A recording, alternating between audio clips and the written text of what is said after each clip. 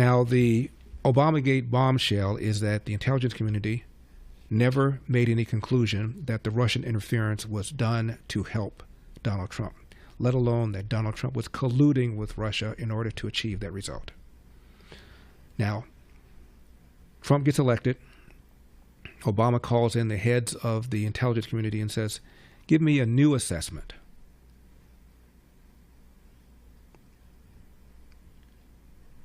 And they did. And all of a sudden, the new assessment now says that the Russians not only are interfering, but they did so to help Donald Trump. Whistleblower says that the whistleblower was overruled when the whistleblower said there's no evidence that Russia is helping Donald Trump. And the intelligence head said, change your assessment. He refused. He or she refused, became a whistleblower. So here is Obama, after having ordered a new intelligence community assessment, giving an interview to NPR, number 22. Did the Russian hack of the Democratic National Committee and other targets actually affect the results of the election in your view? There's no doubt that it contributed to an atmosphere in which the only focus for weeks at a time, months at a time, were Hillary's emails, the Clinton Foundation, political gossip surrounding the DNC, and that whole swirl that ended up dominating the news meant that, number one, issues weren't talked about a lot in the coverage. Huge policy differences were not debated and vetted.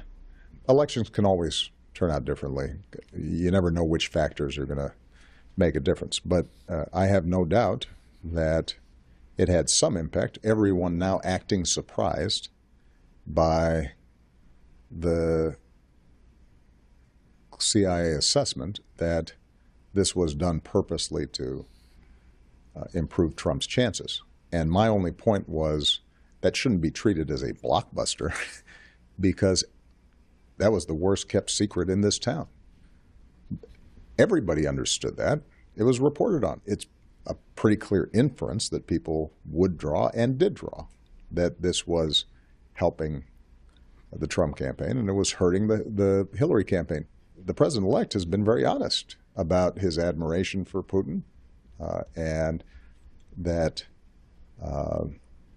he hopes to forge a more cooperative relationship with him and focus on the threat of Islamic terrorism.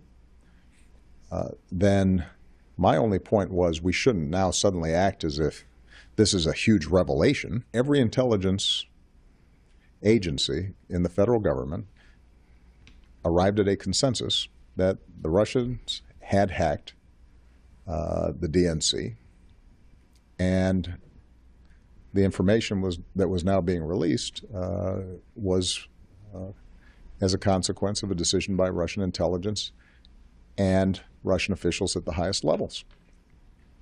So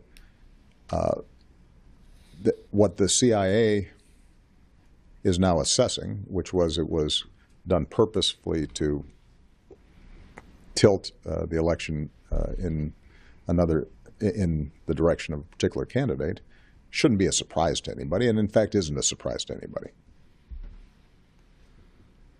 Shouldn't be a Something you surprise. wanted to add. When we're discussing the issue of the Russia hack, I think it is worth noting that when it comes to the motivations of the Russians, that there are still a whole range of assessments taking place among the agencies. And so when I receive a final report, we'll be able to, I think, give us a comprehensive and best guess as to those motivations. But that does not in any way, I think, detract from the basic point that everyone during the election perceived accurately that, in fact, what the Russian hack had done was create more problems for the Clinton the Clinton campaign than it had for the Trump campaign. I think you're stopping short of endorsing the CIA conclusion that the hack was designed to help Donald Trump as opposed to some other objective. Well, I think the point I'm making is that right now what you've had are CIA leaks, not an official document.